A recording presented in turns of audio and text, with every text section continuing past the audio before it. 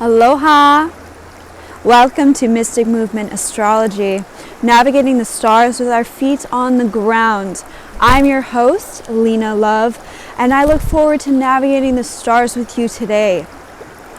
This is a report for December 30th through the first week in January. I'm going to talk about the energy of this full moon in Cancer that was exact last night and is still predominant right now. And that full moons really carry their energy 2 weeks into the lunar cycle.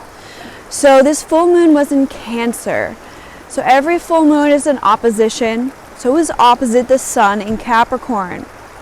We have Mercury conjunct the sun in Capricorn right now. So this was moon opposite Mercury. So the moon in Cancer, the moon is our emotional nature. And in Cancer, it's about getting in touch with our inner feelings, our subjective experience, and that more yin sense of ourselves. Now, in opposition to Mercury in Capricorn, Mercury is our mind. So Mercury in Capricorn is our mind in a pattern, a structure, a conditioned, ordered way of being. So with this opposition, it's as though we are starting to see the conflict between where our heart is, the moon rules the heart, and where our mind is. So the heart in Cancer is the heart wanting to connect with our true emotions, with what's really true inside of us. And the Mercury in Capricorn is how our mind has been conditioned by the external reality.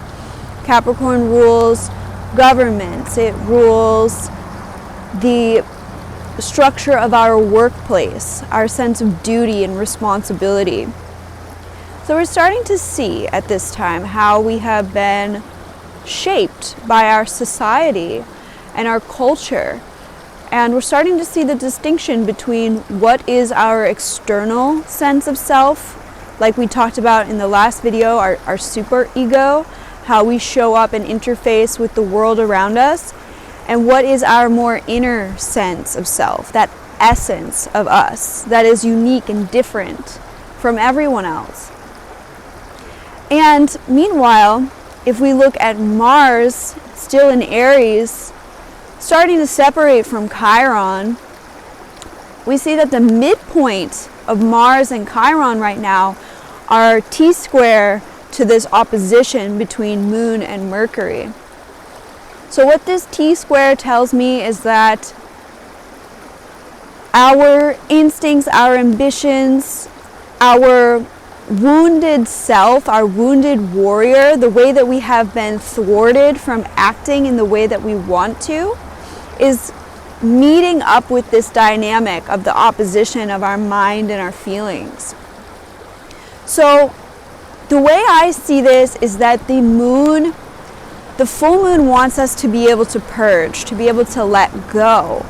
So at this cycle, it's that final release of the emotional buildup of 2020 and whatever our experiences on a personal level have been. Because we have all been in this in a very collective sense. And a lot of our experiences have been shared, and a lot of us have experienced it in very different ways, in very unique circumstances.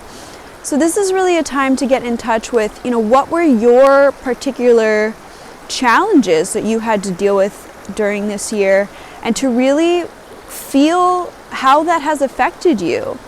And with this Mercury and Capricorn, we might be fighting that urge to judge ourselves for having these feelings, or to try to control and stay in these patterns that we have been in, because ultimately, a lot of us deal with fear of change.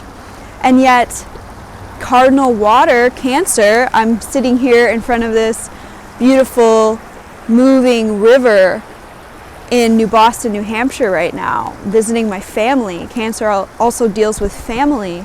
So this is a time where we're really needing that cardinal water energy to flush out and to take away any of those burdens and those judgments and those fears and those kind of old, worn out patterns that are represented by Capricorn, and they're really in our mind. So it's how do we release the way that our mind is addicted or habituated to thinking and to seeing our reality. And so that's what this full moon energy has been about, and it's going to take us 2 weeks into our new moon phase, which the new moon will be in Aquarius. So where we have Saturn and Jupiter have been moved into Aquarius, we are getting ready to birth this new age. It's happening. It's not going to happen overnight, but we are in the process of this happening. So in order to prepare us further, we also need to clear out what is no longer serving us on the inside. So this T-square is really bringing to light, you know, the wound of the self, the wound of the child, the wound of the warrior. These all apply to Aries.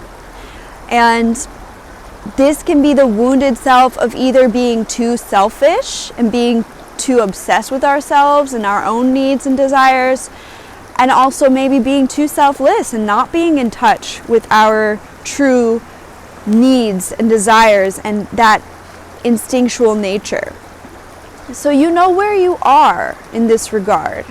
And it's about learning how to harmonize. We have this cardinal T-square, Mars in Aries, Moon in Cancer, its home sign. So they're all in their home sign. And Mercury is not home in Capricorn, but Mercury in Capricorn is kind of heavy in the mind. So Capricorn brings a heaviness to Mercury. Mercury wants to be light. Mercury wants to be in air, but now it's in earth. But the benefit of that is that we're able to kind of see how we are conditioned. So being around your family, right? It shows you how your mind has been formed. So your mind is like an earth in a way. It is like a fingerprint in the sand. It's a handprint in the sand. We are imprinted. And yet there is something within us, soul, essence, whatever you want to call it, that is completely unique. And not until we start to see how we have been imprinted can we begin to release that and actually make conscious choices, Aries. So with the wound in Aries, Chiron there, we haven't been able to make conscious choices. We haven't been able to move forward. And a lot of this is highlighting our reactivity, and we all have that. And in order to move into this new age of Aquarius, we need to release that reactivity. We need to start to come into more conscious awareness so that we can lead with intention, so that we can truly choose in the true sense of the word. And so the missing archetype here in this cardinal T-square is Libra. So Libra is really a resolution point here. So this is a time where it is great to focus on our relationships and focus on that point of authenticity in our relationships, connecting with others from the heart versus the mind, versus just our ordinary ways of thinking about, well, I am me and you are you and we have this great separation. Yeah, we're all unique individuals, but we have more in common than not. And that's what the energy of Libra is about. It's about finding that compromise, that common thread where we can relate. And instead of judging one another, which is more of this Mercury in Capricorn energy, we can come into a place of understanding one another and to really empathize and to see how we have been conditioned. We can then see how others have also been conditioned. And so that we're not always acting out of our conscience or our conscious choice. And so that creates more of a framework, more of an environment of compassion, and it allows us to start to build this bridge to Aquarius where we're going to collaborate. We need to be able to work together. So regardless of someone else's political views or parenting views or what have you, we need to be able to get beyond that and to see the person behind that conditioned mind, because that's the kind of relating that will help us break through to the other side.